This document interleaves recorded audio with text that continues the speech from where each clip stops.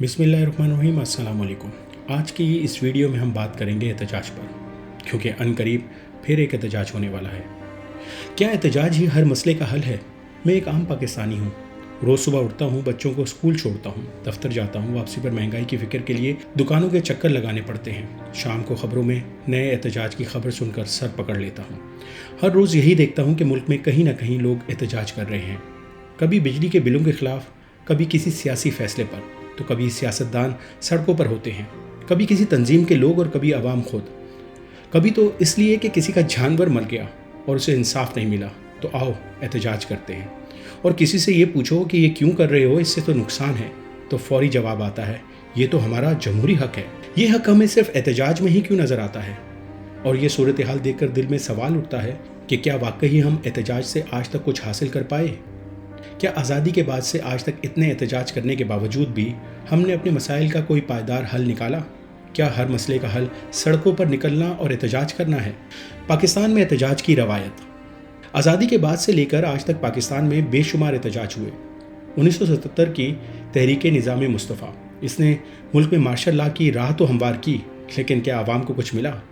2007 سے 2009 تک وکلا تحریک، عدلیہ تو بحال ہو گئی، مگر کیا عدالتی نظام آج بھی وہیں نہیں کھڑا جہاں پہلے تھا؟ 2014 میں تحریک انصاف کا دھرنا، نظام میں تبدیلی کا وعدہ کیا گیا، لیکن کیا تبدیلی آئی یا حالات مزید بگڑ گئے؟ مہنگائی اور معاشی مسائل پر تو مظاہرے روز ہوتے ہیں۔ ملکی آزادی سے لے کر حقیقی آزادی تک کتنے ہی احتجاج ہوئے، مگر آج تک ہم مہنگائی کے چکر میں الجھے ہوئے ہیں۔ احتجاج کی حقیقت اور کیا احتجاج سے کچھ حاصل ہوا؟ دیکھیں، ہم مانتے ہیں کہ احتجاج کرنا ایک جمہوری حق ہے۔ جب کچھ غلط ہوتا ہے اور کوئی سننے والا نہ ہو تو اپنے حق کے لیے آواز اٹھانا ضروری ہو جاتا ہے، لیکن ہم دیانتداری سے جائزہ لیں تو زیادہ تر احتجاج وقتی شور شرابہ تو پیدا کرتے ہیں، مگر دیر پا حل نہیں نکلتا۔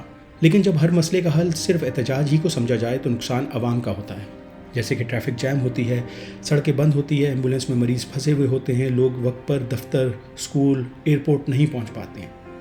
معیشت کا نقصان بھی ہوتا ہے، سڑکیں بند ہوتی ہیں، دکانیں بند ہوتی ہیں، کاروبار ٹھپ جاتا ہے، روزانہ مزدوری کرنے والا گھر خالی ہاتھ واپس جاتا ہے، اور متاثر ہمیشہ عام پاکستانی ہوتا ہے۔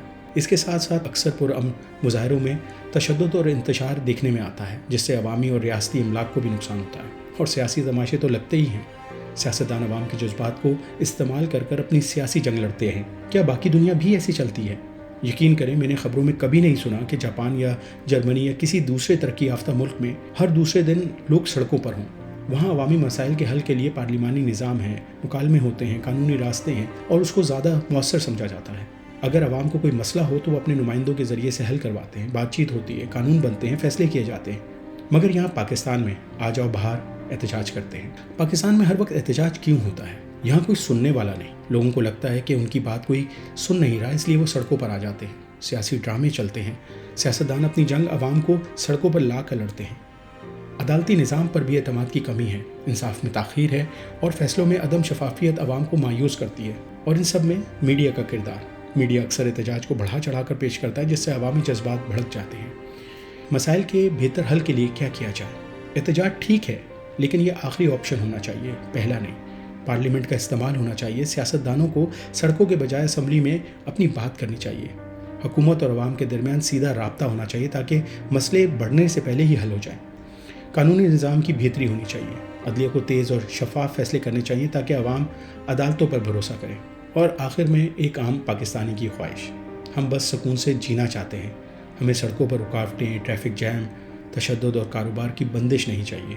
ہم چاہتے ہیں کہ ہمارے مسائل بغیر احتجاج کے حل ہوں۔ سیاستدان اگر واقعی ملک کا بھلا چاہتے ہیں تو اپنی جنگ پارلیمنٹ میں لڑیں، عوام کو سڑکوں پر نہ لائیں، کیونکہ آخر میں نقصان صرف عام پاکستانی کا ہوتا ہے۔